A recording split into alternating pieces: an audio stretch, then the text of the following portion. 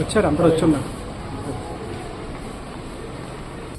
మనకి H16 ఏదైతే Denduluru constituency assembly కాన్స్టిట్యూన్సీలో ఉన్నటువంటి నేషనల్ హైవే రోడ్డు పక్కన ఉన్నటువంటి విలేజెస్ 3 మండలాల నుంచి దుగ్గిర, పెదవేగి, పెదపాడు, దెందులూరు, ఏలూరు రూరల్ ఒక చిన్న స్టెప్ ఇక్కడ సంబంధించి కొన్ని ఇష్యూస్ అనేది మార్నింగ్ ఫీల్డ్ ఇన్స్పెక్షన్ లో ఎమ్మెల్యే గారు ఐడెంటిఫై చేశారు. సో ఆ ఇష్యూస్ అన్ని కూడా ఒకసారి డిస్కస్ చేసి ఎక్కడెక్కడ ఏవైతే ఇబ్బందులు ఉన్నాయో ఎక్కడ మనం రెక్టిఫై చేసుకుని ఇమీడియట్ గా కన్సల్ట్ వర్క్ ఏదైతే ఉందో ఆ వర్క్ ఎగ్జిక్యూట్ చేయమని చెప్పి జూలై 10th లోపు మాక్సిమం వర్క్స్ అనేది కంప్లీట్ చేయమని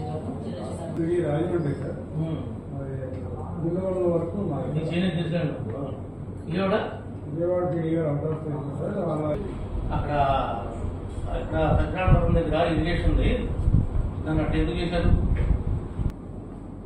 అక్కడ ఏం రిప్రజెంట్ చేస్తున్నారంటే 2 సైడ్స్ నుంచి వాటర్ వస్తున్నాయి.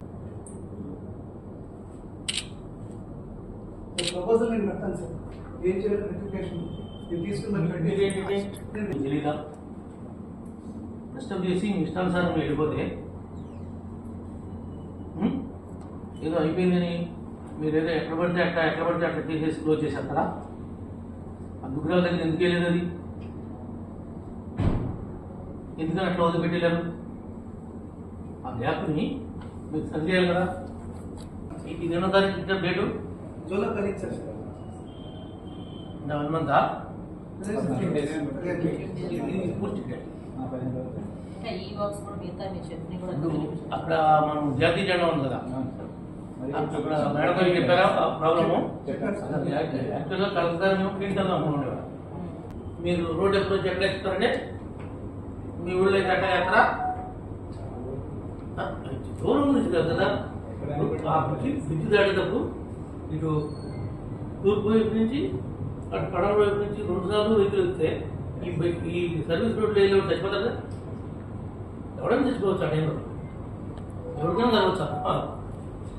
మీరేనండి సార్ 2 years అయింది సార్. మరి అట్లనే చేసేది పని, చేసే విధానం అట్లనే ఉంటా. వాడు ఏమేమి పని చేయాలి? షెడ్యూల్ ఈ ప్రకారం total road structures, plantation, repairs of the structures and repairs ఉన్న రోడ్ క్లీనింగ్. అదే సార్ హ్యాండ్ రైల్స్ పైన రోడ్ ఏదైనా సెటిల్మెంట్ వచ్చిన next painting, sign boards, medium plantation, revenue plantation, drain cleaning, అవన్నీ సార్ ఆ లిస్ట్ ప్రకారం. రెవెన్యూ ప్లాంటేషన్ ఒక మొక్కను నాటారా? దీని పర్యవేక్షణ ఎవరు, సూపర్వేషన్ ఎవరు? నేను చేస్తాను సార్. నేను చేస్తాను సార్. ఇప్పుడు నుంచి మీరు చేస్తారా? ఇప్పుడు మీరేనా? ఇప్పుడు నుంచి సార్. ఎక్కడ ఉంది? వెళ్దామా? చూపిస్తాను ఫిజికల్గా. ఇప్పుడు వెళ్దామా? సార్ ఫిజికల్గా వెళ్దామా? మీరు ఆర్డీఓ గారు స్వయంగా చెప్పాడు, ఇక్కడికి వస్తే కార్లు వేసిపోతాయి. ఆయన తిరిగేది రోడ్డు మీద నాకన్నా తక్కువ, ఆయనకి అది అర్థం అయిపోతుంది. ఎక్కడ మార్పు తీశారు? మీరు పెయింటింగ్ ఎందుకు వేయలేదు? మీరు పాత రోడ్డు, మీరు వేసింది కొత్త రోడ్డు.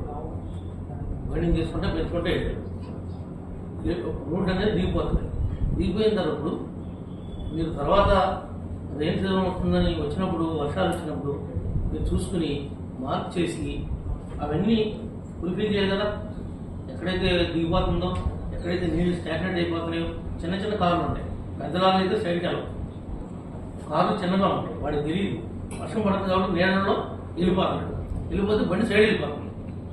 స్టీరింగ్ కంట్రోల్ అవుతా ప్రమాదం జరుగుతుంది. ఎవరు ఆ టైంలో ఉంటాడు పోతారు. మనం దేనికి 10 లక్షల అడుగుని ఇచ్చి వాడి సపోర్ట్గా మీరు ఎక్కడ నడిపిస్తున్నారా? అదే మీరు ఎక్కడైనా డ్రైన్ మొత్తం మీద ఆ పొలాల్లో వాటర్ తాగినా మీకే సంబంధం. డ్రైన్ కట్టారు కాబట్టి మీ రోడ్డు నుంచి వచ్చిన వాటర్ అయినా మీకే సంబంధం. ఆ డ్రైన్ వాటర్ ఎక్కడైనా ఫ్లో అవుతుందా? డ్రైన్లో ఫ్లో అయ్యే విధంగా కట్టించారా? ఏమండి మీరు ఏం చూస్తున్నారు? దగ్గర చూడండి, ఇలాంటివన్నీ ఎమ్మెల్యేగా చెప్పాలి మనకి. కేసీ దాటిన తర్వాత ఇంకా ఒంగోలు కేసి మీరు ఇంకంతా మంది బాగా పెన్షన్ చేశారు. ఇటు మనకి ఇక్కడ దేవతలు చేశారు, మీ దాంట్లో కూడా దేవతలు చేశారు. దానివల్ల ఉపయోగం ఉంది. ఎందుకంటే గెలిపిన క్షణంలో రోడ్డు మీద గేదెలు రావు, గొర్రెలు రావు, మేకలు రావు, మనిషి దాటలేడు. ప్రమాదం జరగకుండా ఎందుకు ఇస్తున్నాం సార్? ఖమ్మం దగ్గర చేస్తాం. ఎన్ని ప్రాణాలు పోయినాయి చూసుకోండి. గరుడ గరుడ దగ్గర. దగ్గర దాని భయపడ గరుడ దగ్గర మీకు మీ స్కోప్ లో ఉండదు. గరుడ దగ్గర విజయవాడలో ఎక్కువ పిలిచారు సార్. తీసుకెళ్లాల్సింది మీరు తప్పులు అని చెప్పి ఎవరు బాధ్యతది ఎక్కువ మీకు ఇంత రాజపడదు. మీరు ఎక్స్పర్ట్స్ ప్రపోజల్ పంపించాల్సింది. మీరు అట్లా చేసిన పడుతుంది రోడ్డు ఎందుకు వేయలేదు అక్కడ? రోడ్డు ఓపెన్ చేసినప్పుడే మీ రోడ్డుతో పాటు సర్వీస్ రోడ్ ఎందుకు కంప్లీట్ చేయాలి? లేదు సార్, ఒరిజినల్ ప్లాన్ లో లేదు సార్. లేదంటారేంటి అంతా ఉండి కాపీ లేకుండా సార్ అంతా లేదు, మొత్తం బయట మీకు ఎంతమంది ఉన్నారు దాన్ని రోడ్ వేసుకుంది సార్ నా మా ఆవిడ ఎవరు చనిపోవడానికి నేను ఇష్టపడను. గవర్నమెంట్కి చెప్పి ఉన్నటువంటి ఇబ్బందులు పరిష్కారం చేయడానికి మీకు ఉద్యోగం చేస్తాను. మీ సొంతది కాదు, నా సొంతది కాదు. మీరు ఆ బిడ్డు పెట్టడం వల్ల నాకేమి పర్సనల్ ప్రాఫిట్ ఉండదు. నేను ప్రజల కోసం మేము అడుగుతున్నాం. మీరు అవన్నీ చూసుకోవాల్సిన బాధ్యత అధికారులుగా మీకుంది. మాతో మీరు అడిగించుకోకూడదు, మాతో చెప్పించుకోకూడదు. సార్ బా ఎంత బాగా చేశారంటే మిమ్మల్ని సేవలకు అభినందించాల్సింది పోయి అది కట్టినామండి ఇది కట్టినామండి. నా ఆస్తి కాదు అది. ప్రజల యొక్క ప్రాణాల కోసం అడుగుతాం, వాళ్ళ ప్రమాదాలు జరపడం ఉండడం కోసం అడుగుతాం, వాళ్ళ కన్వీనెంట్ కోసం అడుగుతాం. గతం వాళ్ళు కూడా ఇంత గట్టిగా మాట్లాడుతుంటే మీరు ఇంతకాడికి వచ్చిండేది కాదు. ఇదే సత్యనారాయణ దగ్గర కూడా బిడ్జి లేదు. నేను ఇప్పుడు ఆరో దగ్గరికి వెళ్ళి కంప్లైంట్ ఇచ్చి ధర్నా చేస్తున్నాం గొడవ చేస్తే ఆయన తెలిసి సత్యనారాయణ అప్పుడు ప్రపోజల్ పెట్టి లేదని మళ్ళీ ఇచ్చారు. అతను రిటైర్డ్ వెటనరీ డాక్టర్. ఆ ఫ్యామిలీ అంతా